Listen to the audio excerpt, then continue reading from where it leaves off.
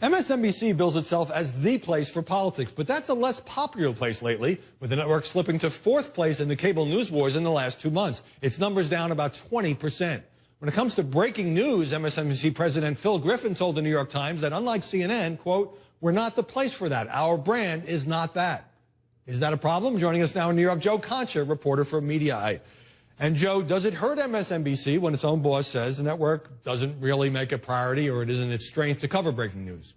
Absolutely, Howard. I mean, it reminds me of if you go to Sizzler Steakhouse and you go to the waiter and you say, "Hey, can I get a steak?" And they say, no, that's no longer on the menu. For Griffin to say that, you know what, go to the CNN cafe, go to TGI Fox. If you want a natural disaster, a terrorist attack, maybe a human interest story, you know, we really don't do that. We're strictly politics. You're basically waving the white flag of surrender. So what Griffin has done here in essence...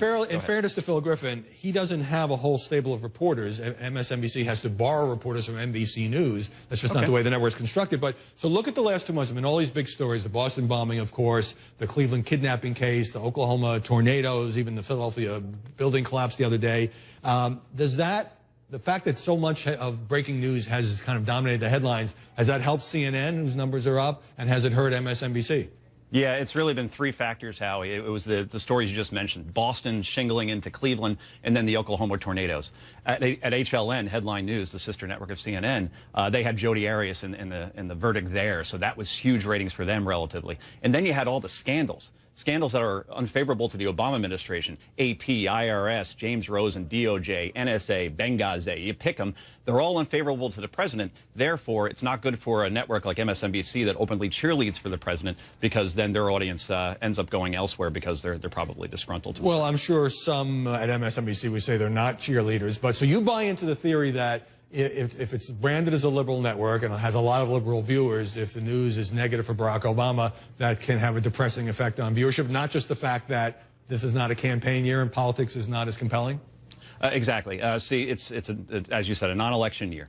MSNBC is like the Olympics at this point, where you have the Winter and Summer Olympics every 2 games. So basically, 2014 midterms, yes, their ratings will do better. Presidential election, yes, they'll do better. Non-election years, and then when you have a president saying, "Hey, guys, we don't do breaking news," that doesn't leave a lot of compelling reasons for me to go to MSNBC when I could go to CNN, that does breaking news really well and has rebranded itself to do other news stories like the Cleveland kidnapping. They own that. And for Fox, obviously, that does breaking news and opinion well. Right. But couldn't this all turn out to be temporary when we get into a period where there's not a lot of breaking news, it's a bit slower? Couldn't a lot of viewers go back to MSNBC because they like watching Chris Matthews, Rachel Maddow, you know, you name it, Lawrence? Sure. Well, you know, the Trayvon Martin story, that's something that's a scheduled breaking news event, so to speak. You know, you have a trial date. They say they're going to own that story. The problem is that their credibility there is shaken because you have an Al Sharpton who's led rallies in defense of Trayvon Martin, who's collected donations for his defense. Obviously, you're not going to get a lot of credibility there. Lawrence O'Donnell's already alleged a police cover-up, so they want to own that story. I'm not sure you're going to get an objective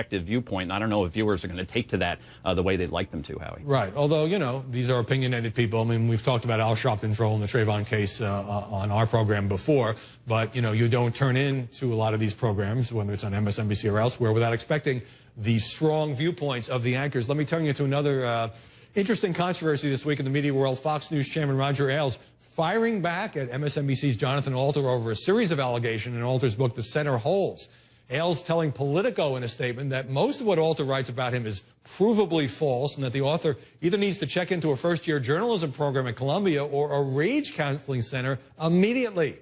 Alter says his information comes from current or former News Corp employees, News Corp, the parent company of Fox News, and that Ailes is being a bully. Now, here are just a couple of examples in the Ailes statement. Alter's allegation, we can put that up, tales of his paranoia, that is Roger Ailes, had circulated for years, like the time he tried to order bomb-proof glass for his office because he thought homosexuals outside of News Corp headquarters on 6th Avenue might shoot at him. Ailes' response, he says, "I tried to bomb-proof the office by ordering bomb-proof glass because I thought that homosexuals might shoot me." First of all, Alter must be homophobic to even think like that. If a bomb goes off, the whole damn building goes down. It doesn't matter what glass you have. It's a stupid accusation. Here's another one. Alter says after Murdoch pushed him to moderate Fox's coverage of Obama, Ailes threatened to quit. Ailes' response, "Rupert Murdoch never asked me to ease up on Obama, and I never threatened to resign." What do you make of this back and forth? Look, if you just take that one quote that you just read about Roger Ailes putting in bulletproof glass to his audience, to his office because he thinks that homosexuals, gay militants, are out to assassinate him because gay militants are a big problem in this country. They're taking out cable and news execs left and right. Who are you going to believe in this situation? I got to go with Ailes. I got to go with the guy who isn't trying to sell books. A book, by the way, that was poorly reviewed by the New York Times. They called it a tired TV rerun of a not so popular show. Book sales are he's not even in the top 50 on Amazon. So it looks like Alter's just trying to sell books. I don't see any names with these sources at all. So how believable can it be? In the end, I think that Jonathan Alter used to be the type of reporter that had some gravitas, and now he's morphed into Perez Hilton with stories like that. What do you make of the rather strongly worded nature of Roger Ailes' response to Politico? I don't know why, Howie, he would punch down and even acknowledge Alter in this situation. Roger Ailes is one of the most powerful men in media, and to acknowledge an author that's struggling to sell books, I say it was ill-advised. I would have just left it alone because it's only going to help Jonathan Alter sell a couple of more books. Well, it certainly made news. Joe Concha, thanks very much for helping us out this morning on these media controversies. Thank you, Howie.